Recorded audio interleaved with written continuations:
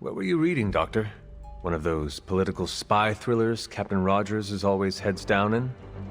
It's actually a medical journal on bispecific antibodies and the treatment of hematologic malignancies. Just some light reading. You have all been working hard. You deserve some R&R. Deserve? Based on my many past sins, I deserve nothing. Whoa, where did that come from? I'm sorry. I've been told that I tend toward the melodramatic. In truth, I've been in survival mode so long, I don't know where to find my own off switch.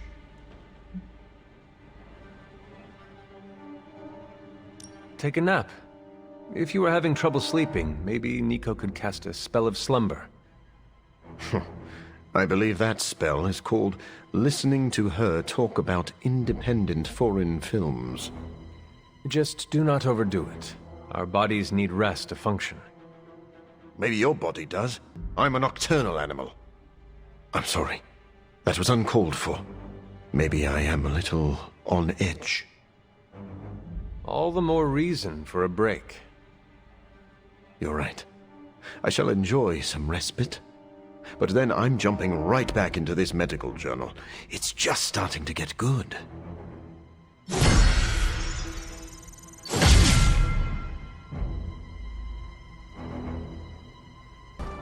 I'm not used to seeing vampires in a chapel. Even Blade rarely comes here. Naturally. Most vampires wouldn't be caught dead in a place like this. I think you mean caught undead. Yes, of course. Regardless, I am not like most vampires. Because you're a living vampire? Well, that's part of it. My powers come from a perversion of science, so I do not share the vampiric weaknesses. But our differences run deeper than that. What do you mean? Well, for starters, I do not abide by their foolish traditions. Most vampires are superstitious stooges, hissing at crosses and flinching whenever they feel a drop of water.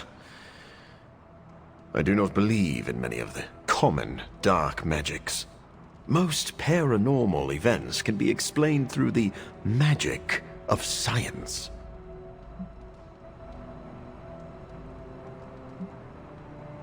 You have seen Nico cast blood magic. Ileana was raised by demons, and you are currently standing in a pocket dimension. Do you see me as a fool? I think you misunderstand my point. Even advanced technology looks like magic to those who do not understand it. All right. Please explain. As I see it, the universe is governed by fundamental rules, like gravity and nuclear fusion.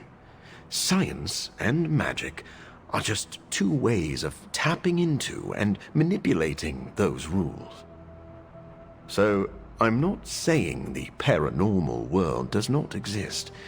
I merely believe most people give it too much credence. In the end, science is more powerful than a spell.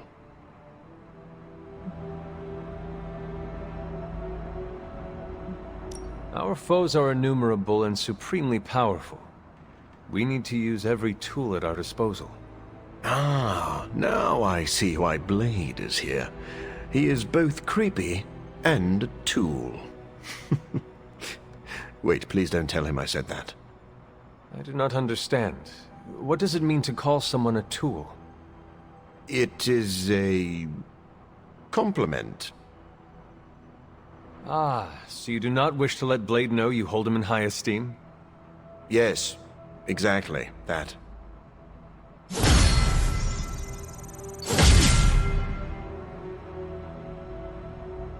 Care for a drink, Hunter? I thought you only drank blood. Oh, there is a time and place for everything. I need blood to survive, but every now and then I like to experiment with something new.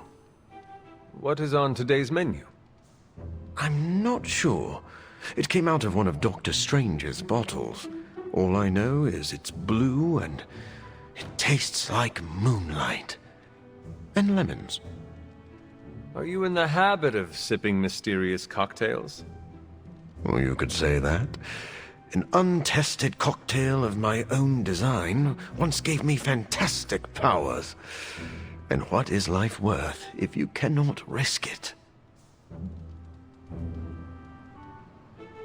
One might argue that life is worth so much it should not be risked. You do not know the life I've lived. I was disfigured and sickly at birth. I would have risked everything for a cure. And I did. I would never have won a Nobel Prize if I hadn't taken a few chances. They award Nobel Prizes for chance-taking? Yes. Well, no. Well, sort of. Who could say the story of human progress is built on the backs of those who dared to venture into the unknown? What does someone do with a Nobel Prize? It's really just a giant coin. Most people frame it or place it on a mantle. But if you're savvy, you can use the notoriety to gain research funding, and then perform experimental tests on your own body. How often does that happen? More often than you think.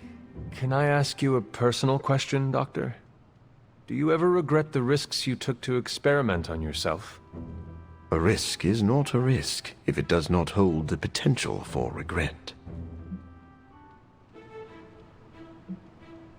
Then I hope that we do not regret tomorrow. I don't think you can say something like that without a drink in your hand. Then pass over one of those unlabeled bottles. I feel like taking a risk. You live dangerously. I like that.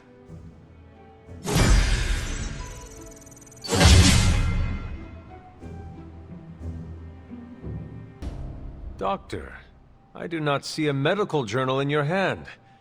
Are you relaxing? Ah, yes. It was finally time for a break. As they say in my home country, Pame Volta. I'm taking a stroll. Where are you from originally? Nafplio. It is a beautiful coastal city in the Peloponnese in Greece. You should visit sometime. I would love to travel somewhere without the need to punch someone in the face. What do you do for fun in Nafplio? Oh, everything. The beaches are wonderful. The ancient ruins are enlightening. And the food will leave you several pounds heavier. So why did you leave? My childhood was good, but it was not easy. My disease often prevented me from going outside, and my social interaction was limited.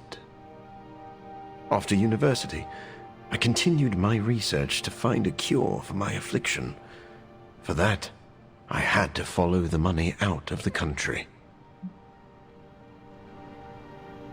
I know what it is like to grow up in isolation. Your childhood sounds challenging.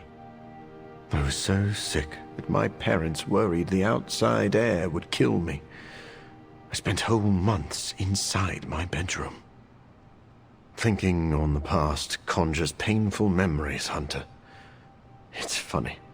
The more I try to run from my past, the more I realize that my fortunes haven't changed. What do you mean? I cured a blood disease, only to trade it for a blood obsession. I'm still hideously disfigured, and I remain a shut-in who endlessly pores over books. Your past does not dictate your future.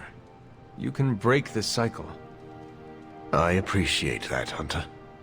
We have a word for people like you back in Greece, Hunter. It's philos. What does that mean? Friend.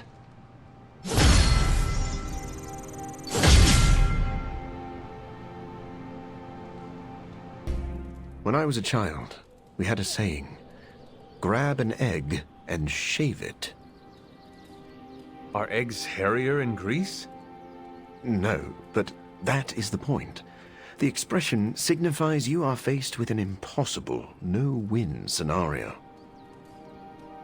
Over the years, I have been forced to shave a lot of eggs. Doing the impossible. Sounds familiar. Yes, you and I have both avoided death. Gross. My point is that I'm constantly fighting impossible odds. And no matter how often I defy the universe, it always twists a knife deeper into my gut. You have lived a hard life, and you deserve a rest. Do you wish to leave the group? Oh, no. I'll fight at your side to the end. You deserve that much. I just hope our battle is over soon. Me too. But if we travel together, maybe the journey will not feel as long. I'm continually impressed by your counsel, Hunter. When I'm down, you find a way to make me feel better. That is what teammates are for. We make up for what the other lacks. Yes, you are like the yin to my yang. Actually, I was hoping I could be the yang. Hunter, you can be whatever you want. At the risk of sounding overly sentimental, let me say one last thing. When I first arrived in the Abbey, you had reservations, justifiable reservations, about letting a vampire into your home. I would not have blamed you if you had kept me on a short leash. But you welcomed me into your home and made me feel like a valued member of the team.